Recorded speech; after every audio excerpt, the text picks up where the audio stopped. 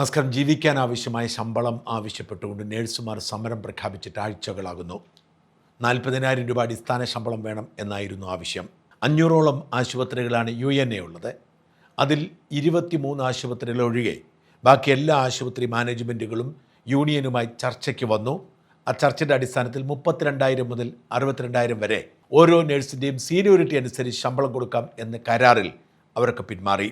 എന്നാൽ American കമ്പനികളായ black സ്റ്റോണും KKRും ഏറ്റെടുത്തിരിക്കുന്ന corporate ആശുപത്രികൾ അവർ പതിയെ കേരളത്തിലെ ആശുപത്രികളെ മുഴുവൻ വിഴുങ്ങിക്കൊണ്ടിരിക്കുകയാണ്. അവർക്ക് യൂണിയൻ എന്ന സമ്പ്രദായം മുളയിലെ നുള്ളണം. അവർ ഇതിന് സമ്മതിക്കുന്നില്ല.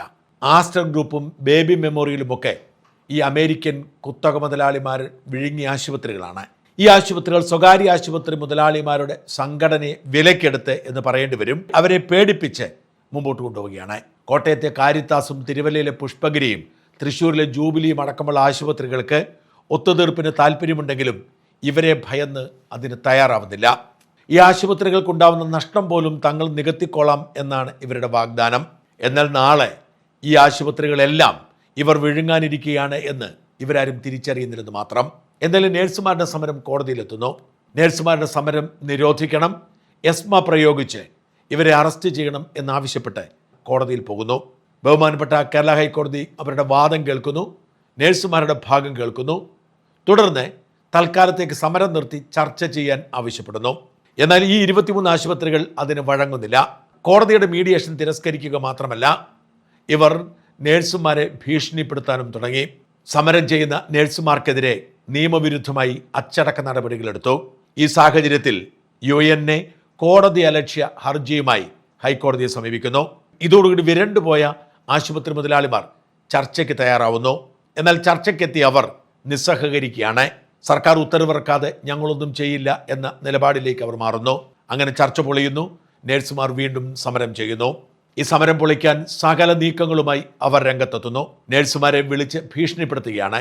കോടതിയും ലേബർ ഡിപ്പാർട്ട്മെന്റ് പറഞ്ഞിട്ടാണ് ഞങ്ങൾക്ക് ജോലിയിൽ വരാത്തവരുടെ വിശദാംശങ്ങൾ കോടതിയിൽ കൊടുക്കേണ്ടതുണ്ട് എന്നൊക്കെ പറഞ്ഞ് നേഴ്സുമാരുടെ ബന്ധുക്കളെ വിളിച്ച് ഭീഷണിപ്പെടുത്തുന്ന ഓഡിയോ ക്ലിപ്പുകൾ പുറത്തു വരുന്നു. ഞാൻ മിത്ര ഹോസ്പിറ്റൽ HR ടീമിന് വേണ്ടി വിളിക്കുന്നതാണ്. ഞാൻ ഇത് ശുഭശ്രീയുടെ എമർജൻസി നമ്പർ അല്ലേ? പറഞ്ഞോളൂ. ഇതാരാ സംസാരിക്കുന്നേ? ഞാൻ ശുഭശ്രീയുടെ ചേച്ചിയാണ്. അതല്ലേ. ശുഭശ്രീ ഇവിടെ സ്റ്റാഫ് നേഴ്സായി ജോലി ചെയ്യുന്നുണ്ടല്ലോ.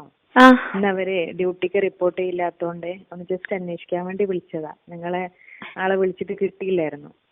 ഓക്കേ. അപ്പോ ഇപ്പോ ഹൈക്കോടതിന് പ്രത്യേക ഓർഡർ ഉണ്ട്. ലേബർ ഡിപ്പാർട്ട്മെന്റ് അറിയിപ്പുകൾ ഉള്ളതുകൊണ്ട് ഡ്യൂട്ടിക്ക് ഹാജരാവാത്ത നഴ്സുമാർ ലിസ്റ്റ് കൃത്യമായി ഞങ്ങൾക്ക് ലേബർ ഓഫീസിൽ കൊടുക്കണം നിർദ്ദേശമുണ്ട്. ഓക്കെ. അപ്പോ ശുഭശ്രീയുടെ ഭാഗത്തു നിന്നും അപ്ഡേറ്റ് ഒന്നും കിട്ടാത്തതുകൊണ്ട് ഇത് അത്ര സീരിയസ് ഇഷ്യൂ ആയതുകൊണ്ട് നിങ്ങളെ വിളിച്ചൊന്ന് അറിയിക്കണമെന്നുണ്ടായിരുന്നു. അങ്ങനെ വിളിച്ചതാ. ഓക്കെ. ഇതിപ്പോ മറ്റേ സ്ട്രൈക്ക് ഒക്കെ നടക്കുന്നുണ്ട്. അതന്നെ. അപ്പൊ ഒന്ന് പറ്റുമെങ്കിൽ ഒന്ന് ശുഭശ്രീ ഒന്ന് അറിയിക്കാം, ഒന്ന് ഡ്യൂട്ടിക്ക് വരാൻ വേണ്ടി ഒന്ന് പറയാൻ പറ്റുമോ? സംഭവം ഞാനും അവിടെ വർക്ക് ചെയ്യുന്ന സ്റ്റാഫാണ്. അതെ. അപ്പൊ ഒന്ന് അറിയിച്ചിട്ട് ഒന്ന്. ഓക്കെ. എന്തായാലും UN പറയുന്ന പോലെ നമുക്ക് ചെയ്യാൻ പറ്റുള്ളൂ. നമ്മൾ അവരെ കൊണ്ട് നിങ്ങളെ കൊണ്ടൊന്ന് പറ്റുന്ന രീതിയിലൊന്ന് എന്താ നാളെ തന്നെ ഡ്യൂട്ടിക്ക് വരാൻ പറ്റുമെങ്കിൽ നല്ല കാര്യമല്ലേ? ഏതായാലും ഇവിടുത്തെ കാര്യമൊക്കെ അറിയാലോ. എന്നാ പിന്നെ ശരി. ഓക്കെ. ഓക്കെ. ശരി. എന്തായാലും ഞാൻ ശുഭനോടും പറയാം.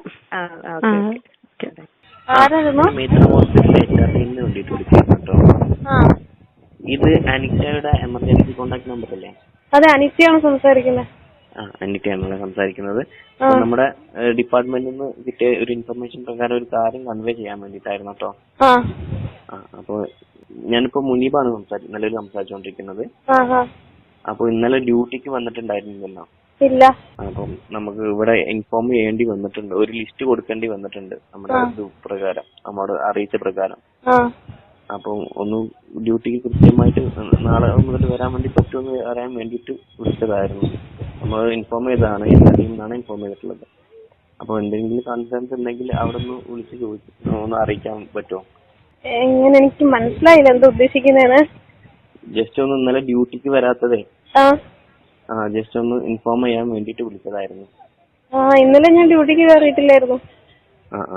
അപ്പൊ ജസ്റ്റ് ഒന്ന് വിളിച്ചതായിരുന്നു അത് അറിയിക്കാൻ വേണ്ടി, ഇൻഫോം ചെയ്യാൻ വേണ്ടിയിട്ട്. നമുക്ക് ഇപ്പൊ ഡെയിലി എത്ര എന്തെങ്കിലും ആബ്സെന്റീസ് ഉണ്ടെങ്കിൽ അത് കൃത്യമായിട്ടുള്ളൊരു ലിസ്റ്റ് കൊടുക്കേണ്ടി വരേണ്ടതുണ്ട്. അപ്പം എവിടെ ലിസ്റ്റ് കൊടുക്കണ്ടേ?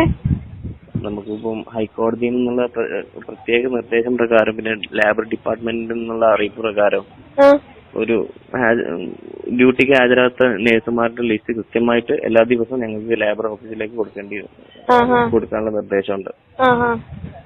അപ്പം അതൊന്ന് ഇൻഫോം ചെയ്യാൻ വേണ്ടിയിട്ടായിരുന്നു കേട്ടോ. ശരി, ഓക്കെ.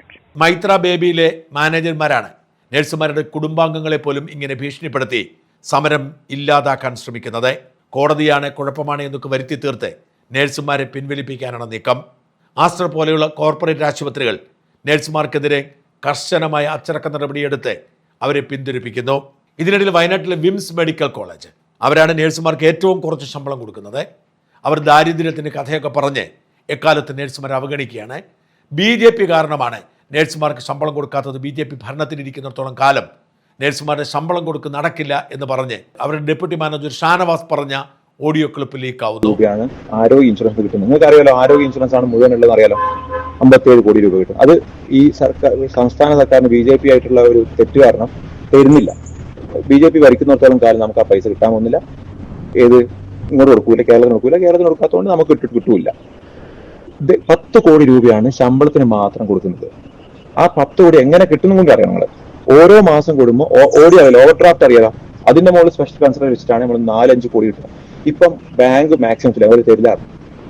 ആ സമയത്താണ് ഈ സമരം വെക്കുന്നത്. നമ്മൾ എങ്ങനെ പിടിച്ചു പോകുന്ന വെച്ചാൽ എല്ലാ മാസത്തിലും ഈ ഒരു പൈസ കിട്ടുമ്പോൾ അടച്ചടച്ചുകൊണ്ട് ശുഭാപ്തി വിശ്വാസം കൂടി പോവാ. നമുക്കൊരു കട ഒരു സൈഡിലുണ്ട്, പക്ഷെ കടത്തിനെക്കാട്ടി കൂടുതൽ കുഴപ്പമില്ലാത്ത അടക്കാൻ പൈസ പറ്റുമെന്നുണ്ടെങ്കിൽ നിൽക്കുക. ഇതോടുകൂടി BJP-ക്കാരും ഇവർക്കെതിരാവുന്നു. ഇത്തരത്തിൽ ഭീഷണിപ്പെടുത്തലുകളുമായി മുമ്പോട്ട് പോകുന്നതിനിടയിൽ നഴ്സുമാരുടെ സമരം എസ്മ പ്രയോഗിച്ച് തടയണം എന്ന് പറഞ്ഞ് മറ്റൊരു കേസ് കൂടി അവർ കോടതിയിൽ കൊടുക്കുന്നു. കോടതി അത് കേട്ടുകൊണ്ടിരിക്കുന്നതിനിടയിൽ നാടകീയമായി ബെഞ്ച് മാറ്റം സംഭവിക്കുകയാണ്. ബെഞ്ച് മാറ്റം സംഭവിച്ചതോടെ കോടതിയിൽ നിന്നും തങ്ങൾക്ക് അനുകൂലമായി വിധി വരും, നഴ്സുമാരുടെ സമരം നിരോധിക്കും, നഴ്സുമാരുടെ മേൽ എസ്മ പ്രയോഗിക്കും എന്ന് ഈ ആശുപത്രി മാനേജ്മെൻറ്റുകൾ പ്രഖ്യാപിക്കുന്നു. ചർച്ചയ്ക്ക് തയ്യാറായ ആശുപത്രി മാനേജ്മെൻറ്റുകൾ പോലും ബുധനാഴ്ചയ്ക്ക് ശേഷം മതി ചർച്ച എന്ന നിലപാടിലേക്ക് മാറുന്നു. അതിന് കാരണം അവർക്ക് കോടതിയിൽ നിന്നും അനുകൂലമായ ഒരു വിധി ഉണ്ടാവും എന്ന പ്രതീക്ഷയായിരുന്നു. ഈ കേസ് പരിഗണിക്കുന്ന ജഡ്ജി ആകുന്നതിന് മുൻപ് ആശുപത്രി മാനേജ്മെൻറ്റുകളുടെ വക്കീലായിരുന്നു എന്നതായിരുന്നു ഇവർക്ക് പ്രതീക്ഷ നൽകിയത്. ഇന്ന് ആ കേസ് കോടതിയിലെത്തുന്നു. കോടതി സർക്കാരിനോട് എസ്മ പ്രയോഗിക്കാനുള്ള സാധ്യതയെക്കുറിച്ച് ചോദിക്കുന്നു. എന്നാൽ സർക്കാർ നഴ്സുമാർക്ക് അനുകൂലമായ നിലപാടെടുക്കുന്നു. ഈ സമരത്തെ അങ്ങനെ അങ്ങ് തള്ളിപ്പറയാൻ കഴിയില്ലെന്നും ഈ ആശുപത്രി മുതലാളിമാരാണ് സഹകരിക്കാത്തത്, ചർച്ചയ്ക്ക് അവർ തയ്യാറല്ല, ലേബർ കമ്മീഷണർ വിളിച്ചാൽ വരില്ല, സർക്കാർ വിളിച്ചാൽ വരില്ല, കോടതി മീഡിയേഷന് ശ്രമിച്ചിട്ട് പോലും അവർ സമ്മതിച്ചില്ല. അവർക്ക് വേണമെങ്കിൽ ചർച്ച ചെയ്ത് പരിഹരിക്കാവുന്നതേ ഉള്ളൂ. അവർക്ക് എല്ലാവരോടും പുച്ഛമാണ്. അതുകൊണ്ട് അവർക്ക് വേണ്ടി എസ്മ പ്രയോഗിക്കേണ്ട സാഹചര്യമില്ല. ആകപ്പാടെ 23 ആശുപത്രികൾ മാത്രമേ ഇങ്ങനെയൊരു പ്രശ്നമുള്ളൂ. ബാക്കി ആശുപത്രികളൊക്കെ പ്രവർത്തിക്കുന്നുണ്ട്. അതുകൊണ്ട് എസ്മയുടെ ആവശ്യമില്ല എന്ന ഞെട്ടിക്കുന്ന നിലപാട് സർക്കാർ എടുത്തു. സർക്കാരിൻ്റെ നിലപാട് വാസ്തവത്തിൽ നേഴ്സുമാരെ പോലും ഞെട്ടിച്ചു എന്നതാണ് വാസ്തവം. ഇത്രയും അനുകൂലമായ നിലപാട് സർക്കാർ എടുക്കുമെന്ന് UN പ്രതീക്ഷിച്ചിരുന്നില്ല. ഇതിനിടയിൽ കോടതി നാടകീയമായി കേസിൽ നിന്നൊഴിഞ്ഞു. ആശുപത്രി മുതലാളിമാരുടെ സംഘടനയുടെ മുൻ വക്കീലായിരുന്നതുകൊണ്ട് താൻ ഈ കേസ് കേൾക്കുന്നത് ഉചിതമല്ല എന്ന് പറഞ്ഞായിരുന്നു ജഡ്ജി ഒഴിഞ്ഞത്.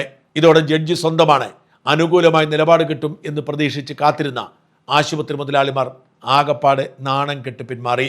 ജീവിക്കാനുള്ള അവകാശത്തിന് വേണ്ടി സമരം ചെയ്യുന്ന നഴ്സുമാർക്ക് വീണ്ടും വിജയത്തിളക്കം. അവർ അവരുടെ അടിസ്ഥാന ആവശ്യം നേടിയെടുക്കാൻ വേണ്ടി സമരം തുടരുകയാണ്. കൊച്ചിയിലെ ആസ്റ്റർ ആശുപത്രിയുടെ ഗേറ്റിന് മുമ്പിൽ 100 കണക്കിന് നഴ്സുമാർ സമരത്തിലിരിപ്പുണ്ട്. അവരെ കാണാൻ വേണ്ടി ഞാൻ കഴിഞ്ഞ ദിവസം അവിടെ പോയിരുന്നു.